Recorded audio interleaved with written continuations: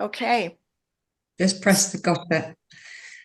so I'm here with Joe Bradley, um, physical medium located in the UK, and also with Norman Hutt, who was well, actually is the author, co-author with Joe Bradley for Spirit in the Physical.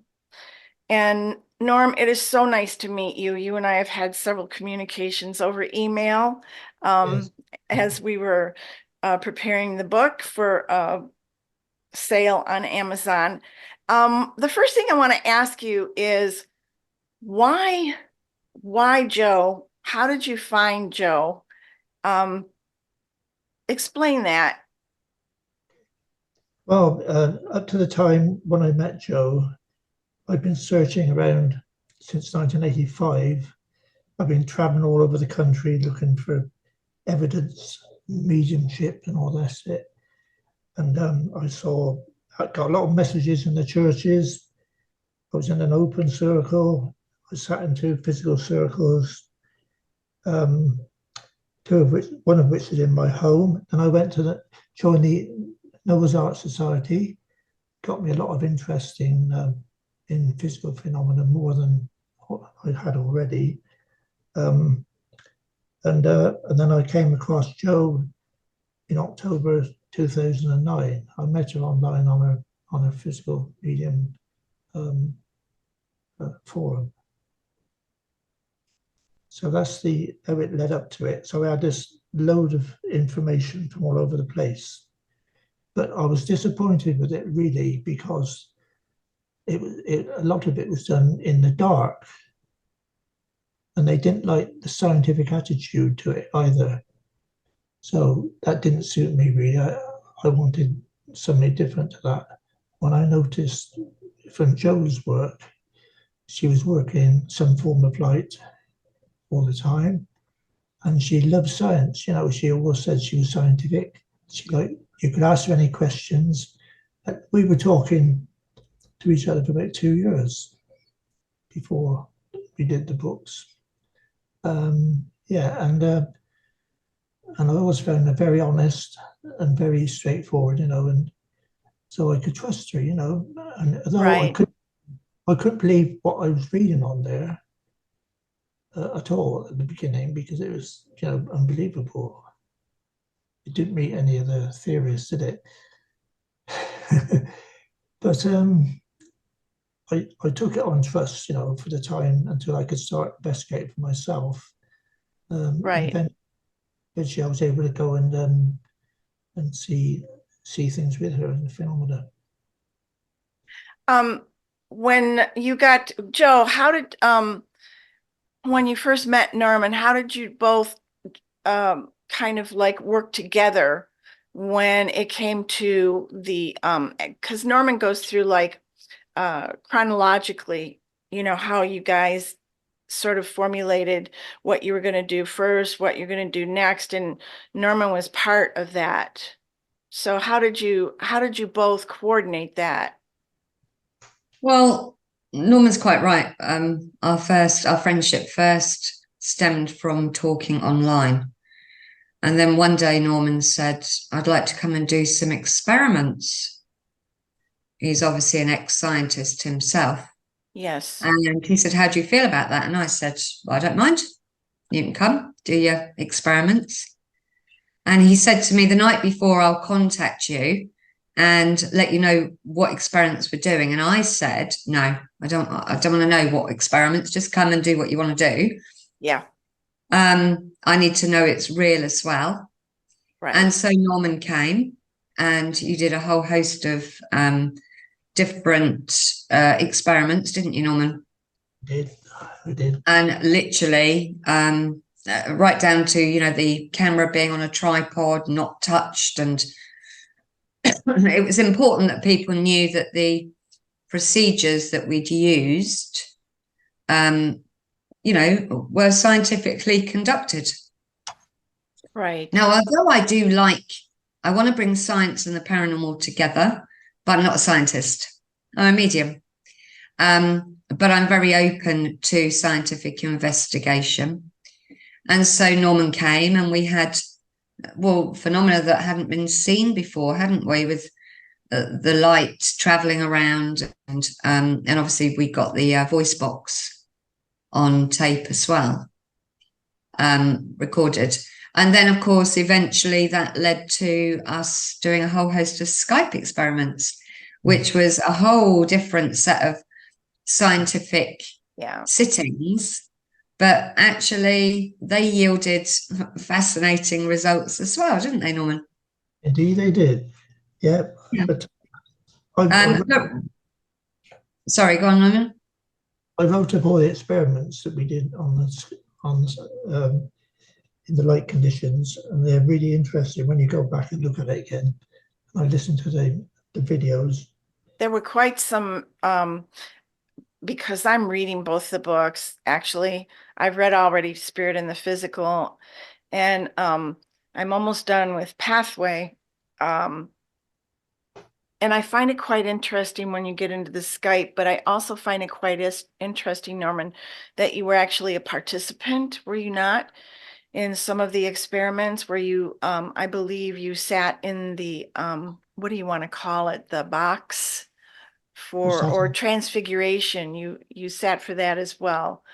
What was that experience like for you? Well, that was the most sort of wondrous experience I've ever had, really, to be honest, I think. Because there were several phenomena happened altogether to me. It was a non-medium, and I didn't expect it to happen. So it's recorded in the book anyway, so you obviously read it all up. But Norman attended some workshops, you see. Oh. I used to do a fair few workshops out in different locations. Okay. And so Norman used to come as well. And, you know, some of the evidence that was generated at the workshops was just phenomenal. I think Spirit must really like Norman as well. Or whether it's we must satisfy a scientific brain here, I'm not sure. Because I refer to doing a workshop one day and Norman wasn't there. And I got another Spirit extra in my photograph, didn't I, Norman? Yeah, you did. And so I showed everyone at the workshop and I went, anybody know this character? And they went, no. And I happened to post it on my Facebook page the next day and said, well, we did this workshop and this Spirit extra stuck his head in between me and the person next to me as I was taking photos. No idea who he is. And Norman happened to see the photo. And it was your brother, wasn't it? Yeah, it was so much like him. I raced upstairs.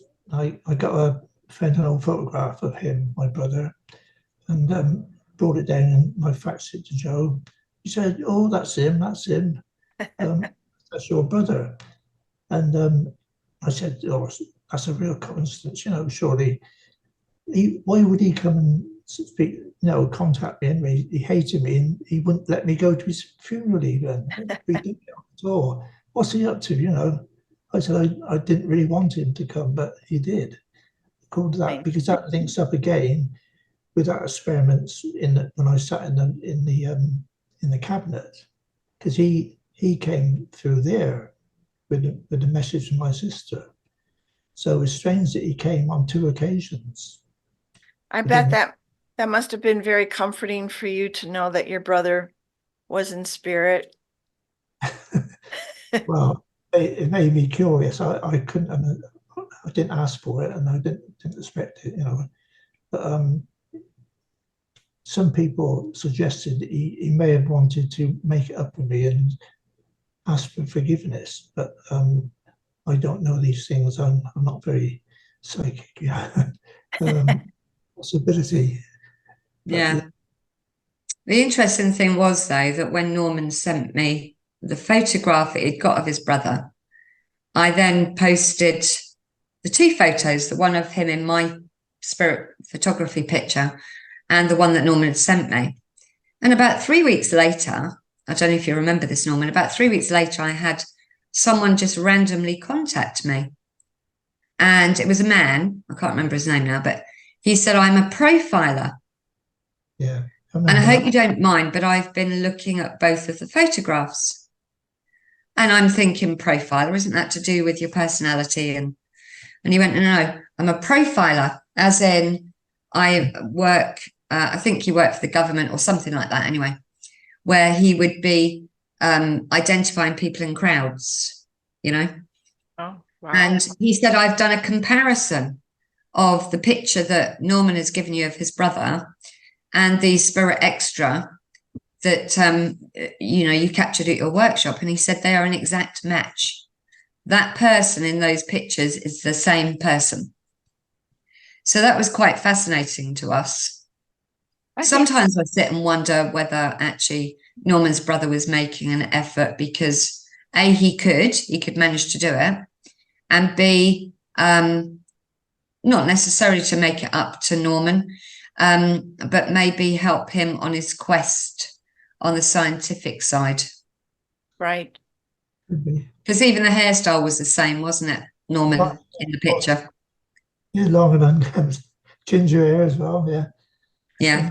How many workshops did you attend, Norman, before you started to actually get into the circle and experience the phenomena yourself? Well, there's three. The first one I went to was I experienced table tilting. I mean, I'd already done table tilting. I knew all about it with other circles I've been in. But with this one, it was in the light. It was in in daytime, and I was able to examine the table and make sure you scuffed it along and it's rubbed on the floor. You just couldn't push it with your hands on the top. Scientifically, it was impossible. So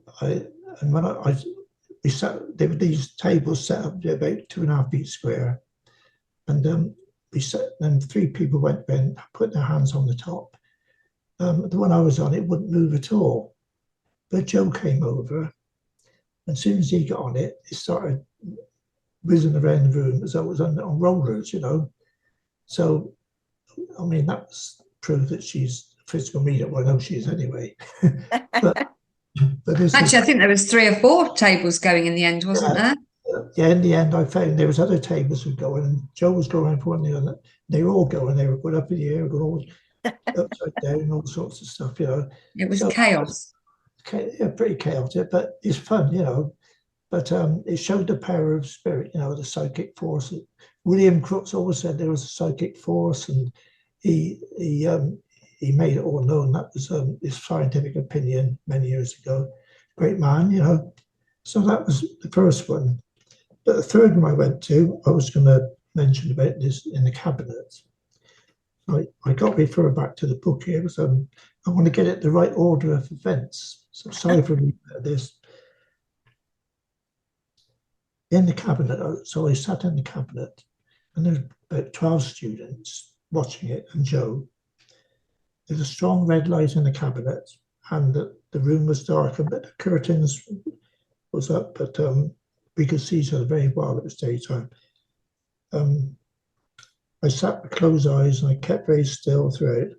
I went to sort of meditation with an open mind. I didn't expect anything to happen.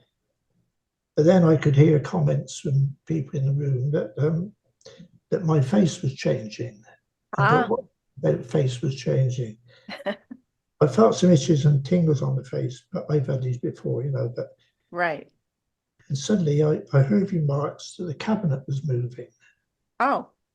And all these students were talking about this, Joe included, but I'm not sure how much Joe had input to this, but they could all see this happen, except me, of course. And they just real confirmation that they could all see it, which is great. It's in the light. It's proper physical phenomena. That was further proof for you that that in your own way, as you were you and Joe were working together, that it was actually real when you were actually able to see it on your own face, because I saw the photograph. Yeah. So you saw the photograph. So Joe took this photograph while this was going on, and then there was excitement about this going on in the room, and the others there began to talk to the cabinet, or rather to the communicator. So I guess there was a communicator which was doing the movement.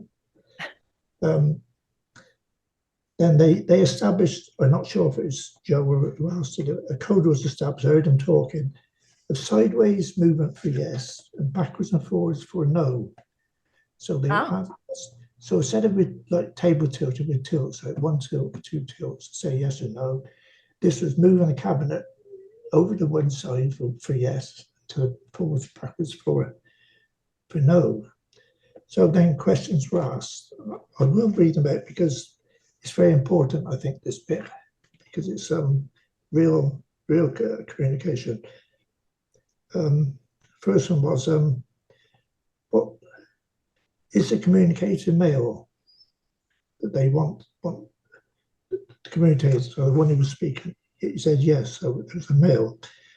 Was he wanted to contact someone here? He said yes, by our sideways movement. Was the person to contact male? No. So he didn't want anyone in the room. If it was male, he wanted female. Female, yes. Was it a relative? Yes. Did you pass over more than 10 years ago? Yes. There were 3 candidates left, so that everyone's being gradually eliminated as you can.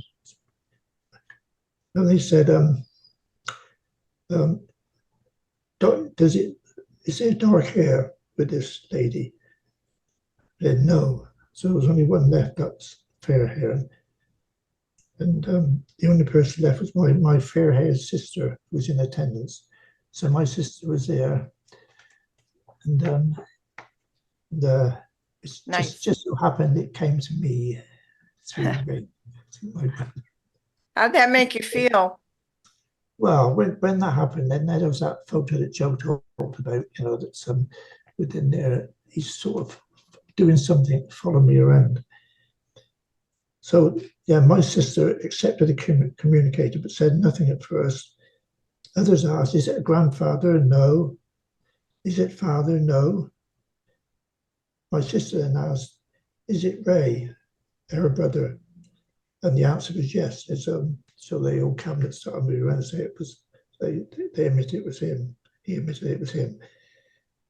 Then she said, she asked me if he was all right there, and what's he like there? And he said, fine. And I was like, I'm all right. So you got to ask questions about where they were and was it nice where they were? And they answered yes, it was. Yeah, but she was pretty gobsmacked. She could have asked a lot of questions, but she was sort of a bit put out. She didn't know this could happen. She's a bit sort of scared, I think. Not scared, but a bit shy to speak up. And of course, Joe, when that happened, did you?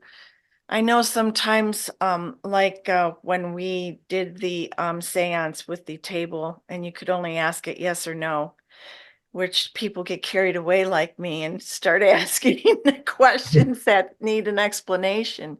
My father came through and I asked a question and you said, do you want to know what he really said? And you interpreted for me because obviously, being the gifts that you have, you were able to hear. Were you able to do that for Norman? No, I didn't, because when you're in a workshop and you're setting the intention, when you're actually working on a physical level for that amount of time, you're shutting off all of your clairs. Otherwise, what will happen is they will communicate using a medium through mental mediumship, and it takes away the power from the physical. Right. Well, if you sit in a development circle every week for physical mediumship, you'd be saying to all of your sitters, make sure you're closed before you come in. Okay. Norm, how many workshops did you attend? 3, I think. 3? 3 or 4, I think it was 3. When you photographed, for instance, the voice box, how did you make sure that it was real? I mean, how did you confirm that it was just, I saw the picture and it was just totally out in front of Joe. How did you make Well, on the video, you actually see it manifesting. You Oh, see really? something manifesting. Yeah. Okay. Yeah. And of course, the video is on the YouTube channel anyway. Right, So if you exactly. take a look at it, you can see the tube one side actually manifesting on the video. Well, the copy that I've got, Joe, is actually got it's got the voice attached to it as well, my voice, Oh, okay. and it. I think that's the same on the YouTube channel. I think it's no sound on it. I don't think Oh, on okay. your YouTube channel. Yeah, Oh, okay. Send me a copy of that then, please, Norman. Yeah, and that would be great. you can hear the clicking as well if you remember the clicking. Yeah, there's a clicking sound, and actually, when you first start to get voice in a seance room, one of the signs that maybe voice is being worked upon is you'll get like a clicking noise in the air. Yeah, And so that was quite interesting, wasn't it, Norman? it That was. there's this voice box and you've got this click, click, click, click, click. Yeah. Plus, there was interference on the film, so you had Yeah. these lines there. So they like electrical or energy, whatever it is. If you understand me, Chris. Yes, I Um, do. it was this so that was on the screen on the playback, and you also had the clicking, and you saw the voice box as well. Well, So all these that would things So be, three things together were quite cool. was yeah, quite cool. But then, if you compare, I had controls here. I was the control, and Joe was the real medium. Just okay. sitting there. So I was A and she was B. We went through the different light experiments, different types of light, and on all of mine, there's no clicking, no interference, nothing else. It's absolute rubbish for me. I didn't have Not one. rubbish, because it shows the beautiful Norman. The interesting thing though with that voice box video was I think you'd got the white light on at the time. So it wasn't even in red light, it was an overhead white light. Overhead white, yeah, it was a You know. dim light, yeah. So Yeah, and I think both Norman and I were both quite passionate about distilling this myth about has to be done in the dark. You can't see anything in the dark. I read that in the book that Mm. you kind of morphed from going from the dark into the light, and not just dispelling that myth that not everything has to be in the dark. Yeah. So I found that, quite interesting. Norman, when you were photographing,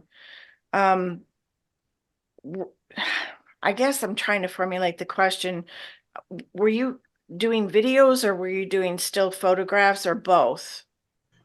It's just a video, wasn't it, on a stand? I had a video on a stand. I got all the notes here on all these pieces of paper. Yeah.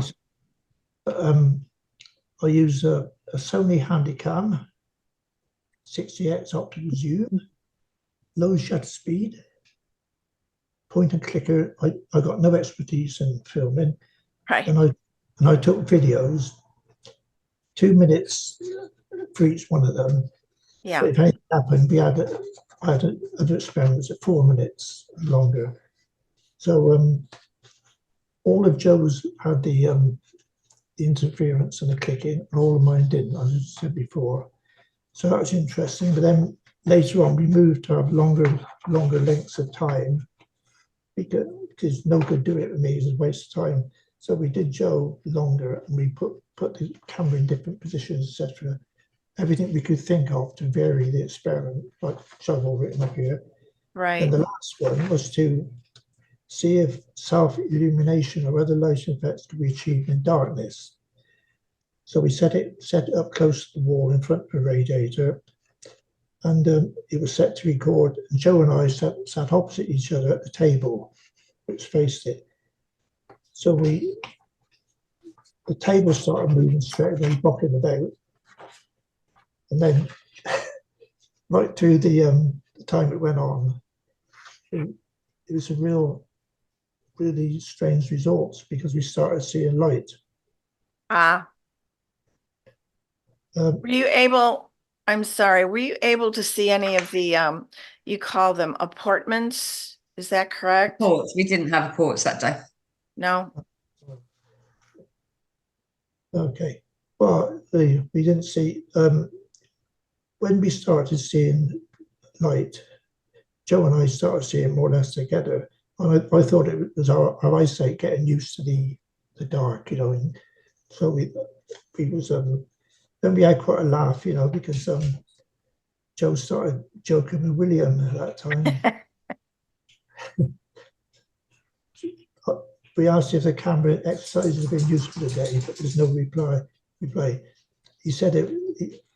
We said it's off our own back, not requested by spirit. And Joe said, "Oh, it's all Norman's fault." There was immediate quick tilt and agreement. Joe starts bursting into laughter. Joe said, "Oh, it's never my fault. I'm an angel." I am an angel. I And have a halo and everything. And it agreed with her. I asked, am I an angel too? There was no reply. And then she started laughing again. Anyway, we started seeing light, started moving around the room and that, and we started seeing a little bit more and more. It's all in this report, but I showed Joe this at the time. But just we could just make out the outline of things. In the end, Joe could see the table that we were at and the chairs, you know. So I remember a light. It was like a torchlight that they travelled it around the walls, didn't they? Yeah. As we looked around, it seemed to move around. Yeah. Yeah. What It was was the interesting. what was the best in your mind, the best I want to say experiment that you did with Joe that you feel was more prominent than the others? Well, the greatest evidence was when I was sat in the cabinet. Okay. We had several forms of physical phenomena altogether, plus the message apparently from the spirit from my brother. So it was a combination of stuff. And again, the cabinet moving, I think, was unique. I tried to check the literature, and I didn't know anyone had ever done that before. Well, you know, experienced before with movement of a cabinet. Right. Yes or no. It wasn't just a little, it was a whoosh, Oh, whoosh, whoosh, Was whoosh. it? Well, I never saw it. See, I'm really annoyed. I never camcorded it. So I should have got someone to. It's the most important thing that ever happened to me. You see, the thing is, Chris, he's a scientist, right. and you can never satisfy scientists. Right. Right. A Is it camcorder. right, Norman, or am I right? You're right. Yeah. Oh, you know, I've videoed the table tilting, for example. Mm. Yeah. And I made sure there's no trickery, you know, and I tried it. Didn't. Right. A little bit different than the cabinet, isn't it? Because I had a naive thought that I could show this to scientists, you know, that here we are in the you can see it all happening, and here's table to it. How do you explain that? It looks like it's on rollers. Now you go and do it. But no scientist or friend ever took that offer up. right. So come to the workshop and you can happen. It sounds kind of like I've sat in the cabinet before, and it's kind of surreal, the feeling that you get, and also when you're sitting in the circle as well, the things that you can feel from the person that is sitting in the cabinet is kind of like, it's awesome. I think it's awesome. Yeah. Yep. Yeah. There was another very good, excellent table tilt in that third workshop I went to. Soon after that, what happened in the cabinet, I asked if we could have Joe and I could have a table tilt. It's a really big, heavy table, and Okay. it didn't hardly move at all. And they had all the other students. In the end, they got fed up and they went off in the other room. But I was left there with Joe and then just two other people. And Joe asked me to lead it. I thought, what's he on about to lead it? She's a medium. I said, okay. I talked to the table to please move, and it did begin to move. I become rather excited and encourage it to do more and more, shouting, in fact. And it went sliding around, so on rollers, and we just had our hands on very lightly on top. And then I asked us all to remove one hand from the table, went on moving. In the end, I finally asked only one finger on each. It's still on moving for a little while. And, you know, I didn't film it, but I know it all happened. But that was quite a big table, and the friction was absolutely tremendous for that table to move it. Yeah, so I think the most exciting developments, though, actually were what they termed part of the circuit during the Skype experiments. well, yeah, I mean, I wrote a bit about that here somewhere. Yeah, I think because we're always aware that, you know, spirit are making new advancements, aren't we?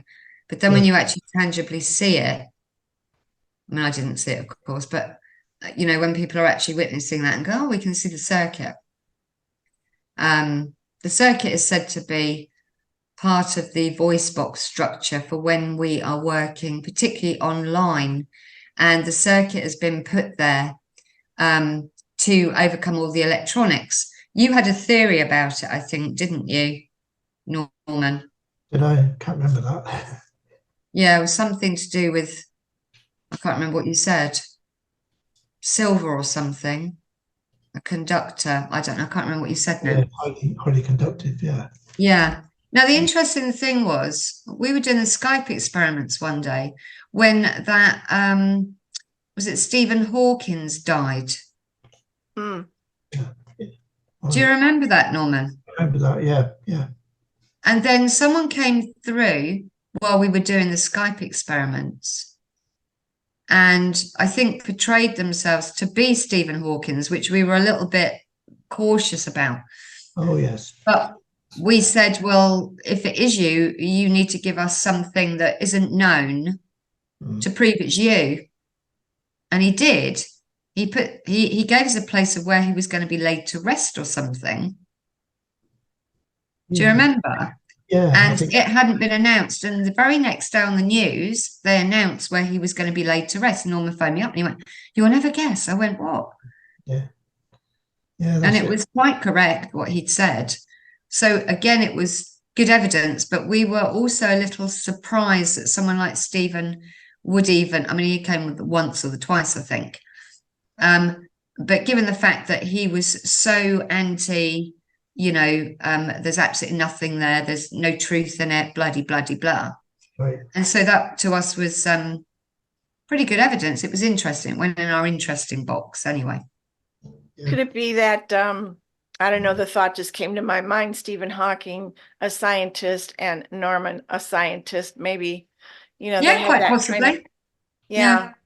But he hadn't even had his funeral at that point. He'd only passed over a few days beforehand. It's amazing. And so then when he came through during this Skype group, of course, the natural thing was, well, you need to give us something that's not known, you know, to prove that it's actually you, that you're showing that you have survived death, even though it wasn't your. And I can't remember, where did he get laid to rest, Norman? Wasn't it with another scientist or something? Sorry, I haven't got such good memory as you. My memory isn't good. Sorry. It can be looked up anyway. Right. But yeah, and it was literally the next day, Norman phoned me up and said, you'll never guess, they've just announced on the news where he's going to be laid to rest. And I believe it was alongside another ex-scientist, which is what he'd said the night before. When you started to do the Skype experiments, was it because, I believe I read somewhere in your book that spirit learns as that the more they kind of have to, you know, things don't happen right away, but they start learning about, you know, our world. I want to say our world. And so you started to do the Skype experiments, not really knowing that it was going to work. And so we had no clue. Yeah, we had no clue if it would work. Part of the reason we did it was to prove that a circle doesn't have to be all sitting in the same room, because we had sitters all over the place. Right. part of it was actually just an experiment. You know, are they able to overcome all the equipment? We have to remember, though, that we're not relying on, you know, all the pioneers that were involved in this work. There's scientists crossing over all the time, proved with Stephen Hawking. If he is now turning his focus to, you know, life after life from the other side, because he's obviously arrived at life after life.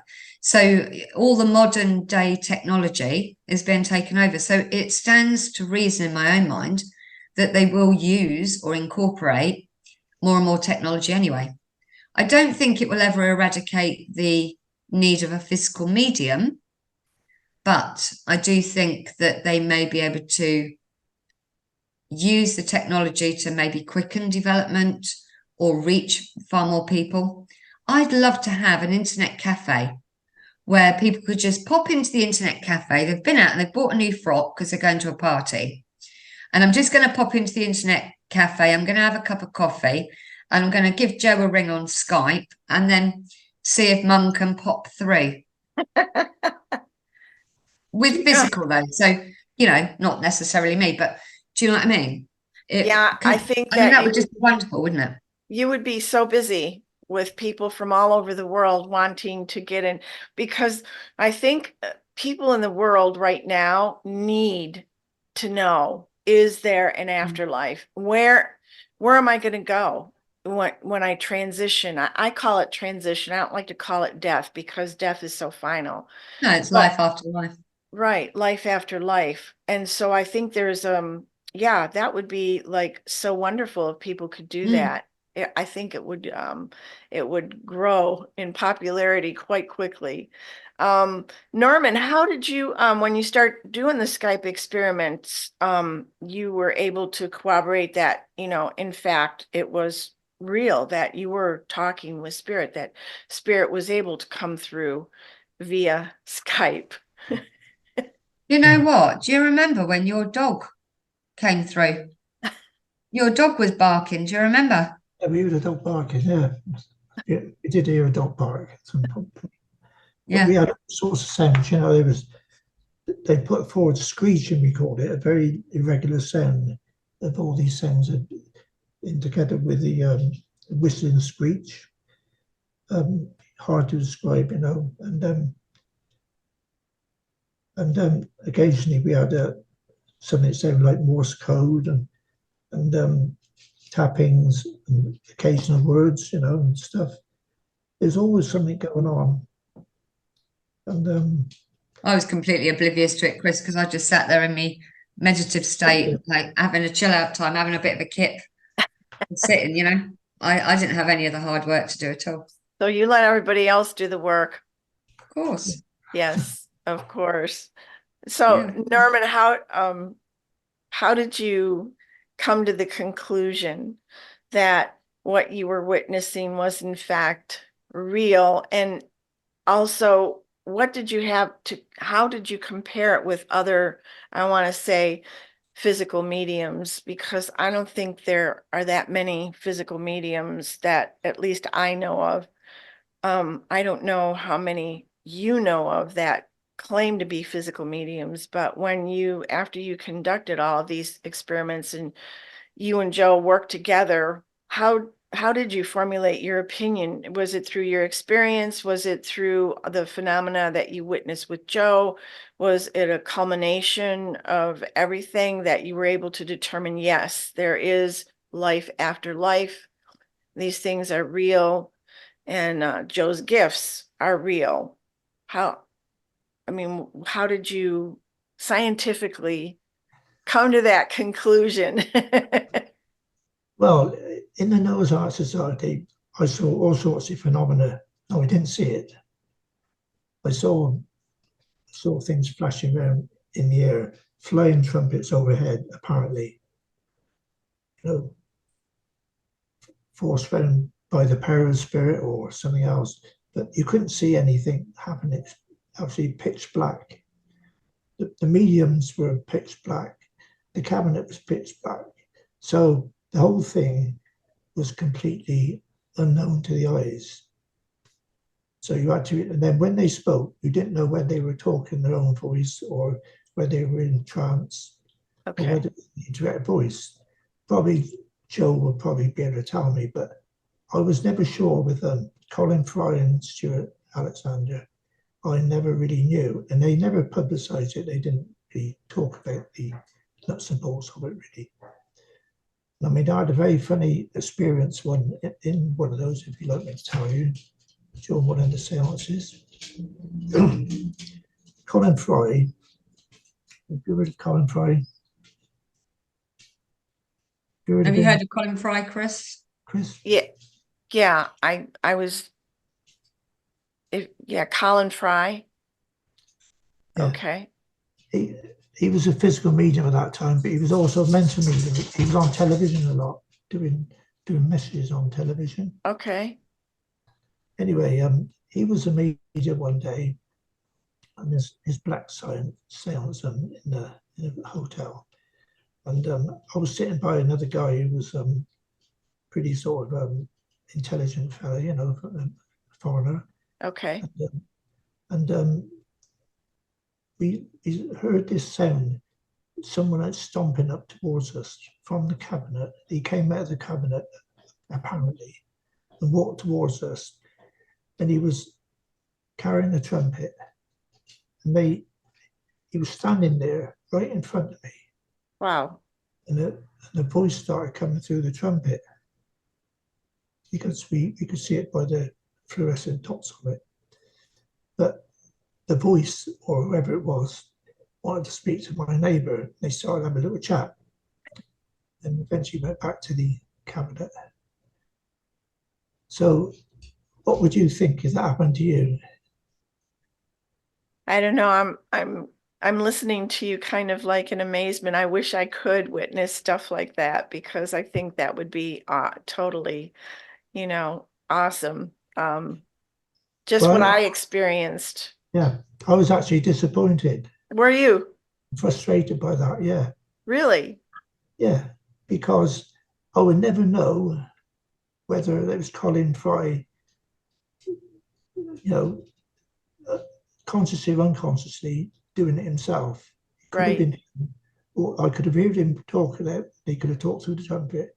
So although I'm not running down Colin Fry, I'm not saying he's a cheat, but he could have been. Yeah. And no one would ever believe that.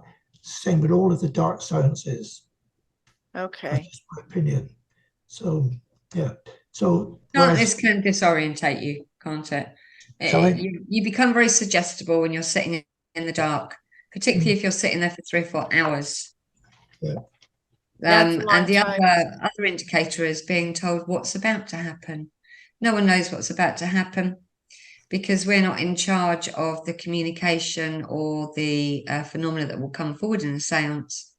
And so if you've got a circle leader or a member of the group that are saying, all right, the next one coming out is going to be Winston Churchill, how would they know that? Right.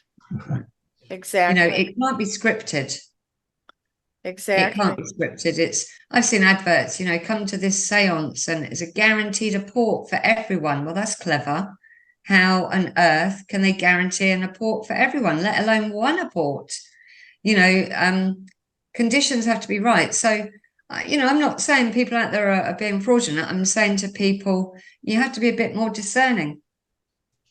And it's hard when you're sitting in the dark to be, more discerning because of course it's totally in the dark. And I know that when I sat in the cabinet, well, actually, when we each took a turn in the cabinet, it got so dark. Inside the cabinet, yeah. Yeah, the darkest dark, even in the room.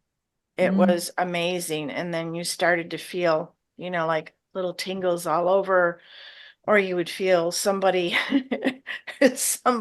walk past you. And if you have never done that before, it's really kind of, I don't know, I was shocked at first, and I'm thinking to myself, well, is this real or is this me really feeling something? I imagine you probably felt the same way. Yeah. Well, if you said about comparing and contrasting the sounds is with Joe's work. With Joe, you can nearly all of work, you can see it with some form of light, you know. And in the public demonstrations, well, Makes a sorry, big difference when it's in the workshops, light. when you can see anything, you relax. You think, oh, I can see all this. When that picture was taken for the etherealization, you see that was a super photograph by one of the students. Yeah, it was one of the students, wasn't it? Yeah, just one. It's in the book. Um, it was not only the two faces that came to it, plus some other possibly people, but Joe had all these bright sort of blue stars on her chest, really blue. She was Yeah, covered with. looked like the Seven Sisters star Yeah, constellation, which is weird. and Someone said to me, "You're an alien, really." I went, yeah, probably. and on There, the floor there was a little item, a little funny little thing. I don't know what it was, but it was really strange for that to get in one out of all of us. That's the only one that was good. And I think Joe anticipates it. Well, something's going to happen in a minute. I did, didn't I? Yeah, I did. Yeah. there's So a I think what you can gather, Chris, is Norman doesn't really endorse dark seances like I do. right. I Yeah, think that's the outcome that we can safely say.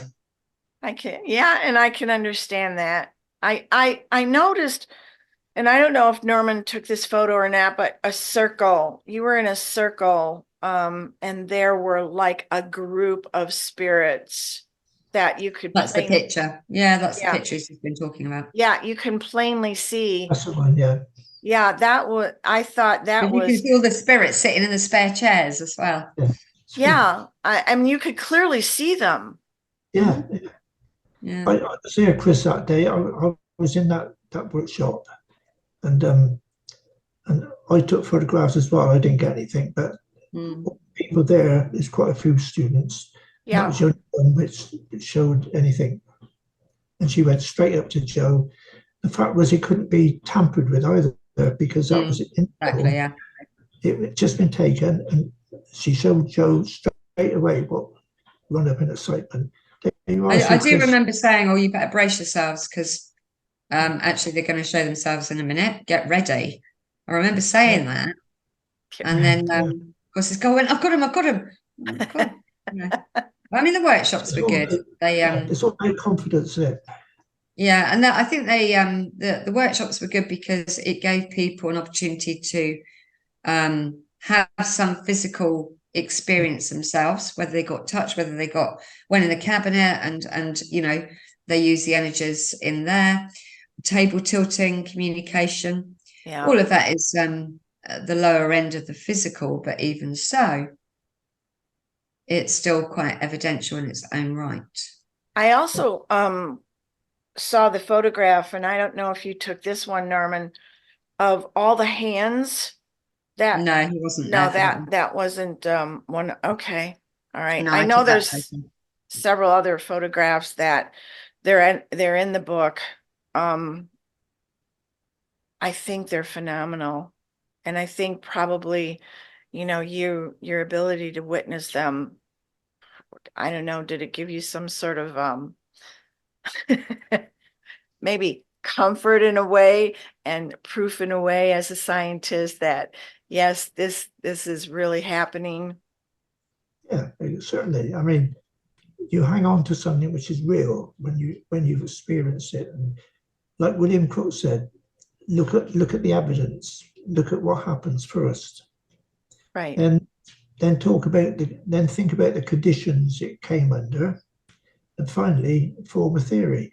Well, the scientists say, oh, it can't happen. We're not going to look at the evidence. That's what science said. 99% of those who are trained in the universities, they won't look at it. The physicists say, physics is the one's model of the universe, and that's it. This can't be so. Right. It's all materialist. It's a reductionist materialist outlook, so that's it. They won't look. They're either afraid, they're not interested, or Right. they won't get money for their research if they look at it. Maybe they don't want to know. Maybe they just don't consider the fact that there's life after life. I think there's a lot of people that say, when you go, you go. there's nothing left. But when you're able to experience for yourself that, yes, there's life after life, and you actually experience it for yourself, I think, at least for me, brings a great comfort knowing that you are going somewhere. Yes. Well, as I mentioned to you the other day, Chris, I've moved on into a very great interest in near-death experiences. And I've been studying that for quite a long time, watching a lot of videos and reading books. And I think there's a tremendous lot to be found in the way of science. They're all taking part now. There's a lot of professors and PhDs who are working in that field, trying to find out what in fact is consciousness all about, and mind. Is it separate from the brain? Is it so? Can you eventually broaden science? The standard Is that your model. dog?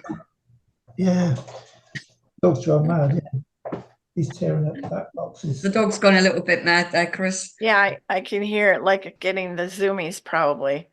We call it here the zoomies. I'm ignoring him. Probably he doesn't like that, He's very sweet. being ignored.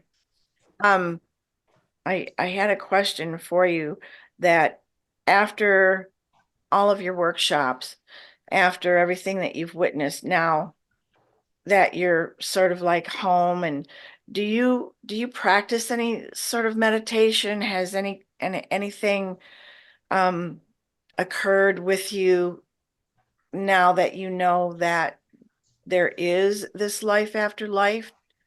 Do you in any way try to connect with spirit on your own? Oh no, Chris, I don't any longer, I'm afraid. I mean, I know I've found out as much as I'm going to find out. I mean, I've written 2 books about my previous experiences, and Yeah, 78 messages from mediums and churches. Most of them were accurate or reasonable, but that didn't convince me. That didn't convince me. And all the science I've seen, I know the factual part of it, the physical, but I can hope there is a link up with the spiritual and the afterlife, and there's very good evidence there is.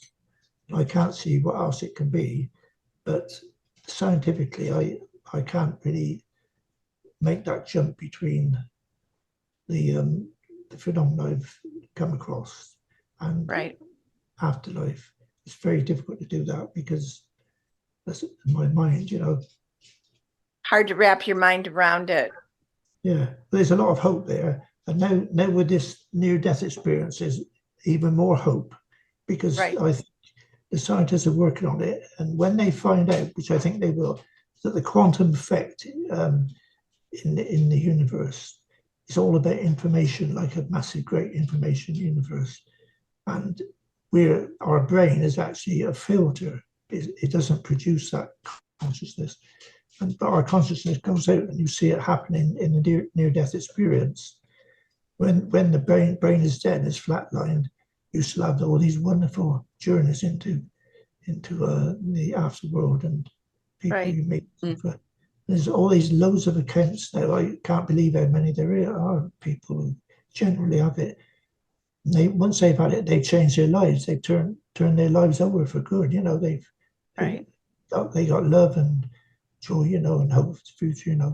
It's great. So it's done them a lot of good. Almost all of them, hundreds. I think that's becoming more prevalent today. A lot of people are making YouTube videos, or they're making documentaries about the near-death experiences that are happening. And maybe I think that's for a reason. Maybe it's because the world needs to wake up, sort of. We were Like, very lucky because Norman very kindly donated all of his books to the centre here as well. I think And that, yeah, and I mean, that's such varied books, but also Norman was extremely well read. And so you've seen the library here, Chris. yes, Fascinating books. exactly. I know you talked about a couple of physical mediums in the book. What was it, Dee Dee Home Mhm. that you talked about? And then what I found fascinating was your discussion with Red Cloud, Mhm. and the predictions that Red Cloud made. And then through the Skype